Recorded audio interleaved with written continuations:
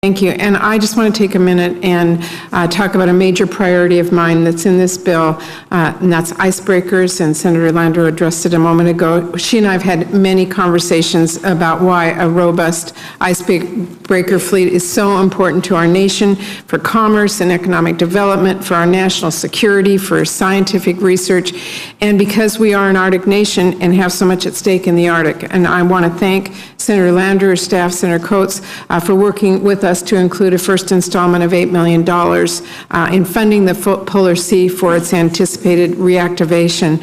I really appreciate your commitment to work with us over the coming years to continue investments that will lead to reactivation and operation of the Polar Sea. And I know that Senator Murkowski joins me in that, as well as Senator Begich, and look forward to working with you on this really critical priority. Madam Chairman.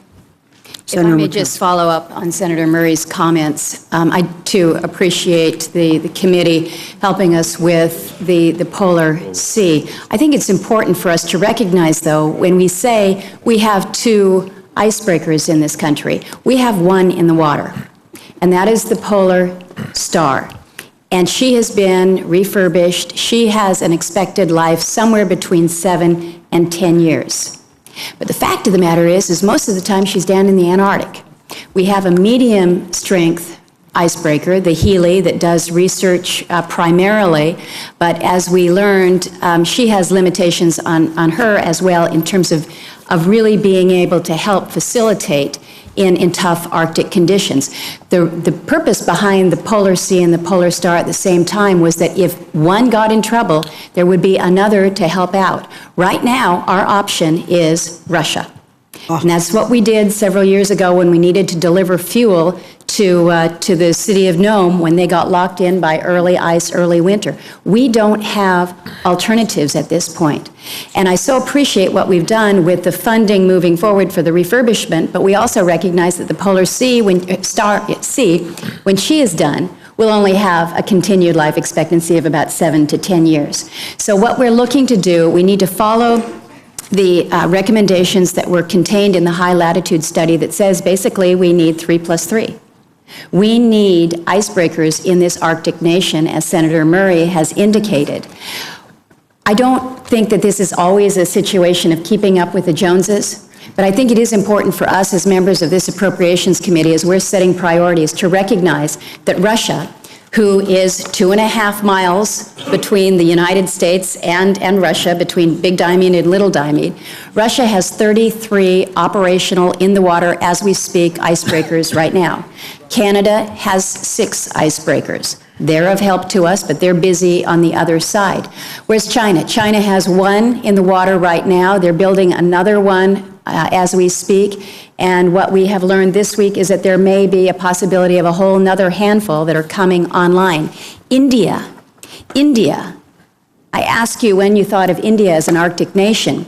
They are in process of building an icebreaker now, and theirs will be complete before we begin ours.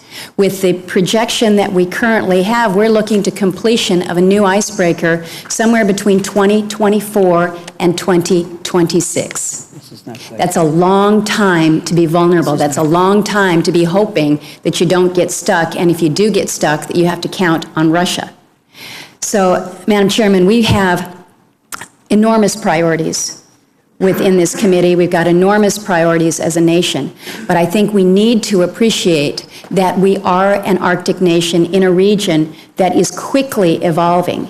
It's not just the prospect for development of resources up there. It's what we're seeing with the level of commerce, ships that are coming through from the Russian side, ships that are coming through the Northwest Passage, vessels that are transiting for tourism purposes. If we have an incident up north, there is a vulnerability. We're going to be taking over the chair of the Arctic Council in May of next year. In other words, we're going to be leading the world on Arctic issues. We haven't ratified the law of the sea. We've got an icebreaker fleet that most would say is not only inadequate, it's wholly inadequate. Others are looking to us to lead within Homeland Security budget. Homeland Security is participating in 5 of the Arctic Council's 10 working groups and task forces. They're the lead agency on 7 programs within the implementation of the national strategy on the Arctic. People are expecting us to step it up. And my concern is and has been that we are behind the game. I appreciate what Senator Landrieu has done. She's promised that we're going to have a hearing in the subcommittee to focus on our Arctic readiness. But I want my colleagues to be aware that this is not an Alaska issue. This is not a Coast Guard issue. This is a national security issue. And we need to view the Arctic as an asset, but an asset that needs some assistance right now. So I look forward to working with the committee on this.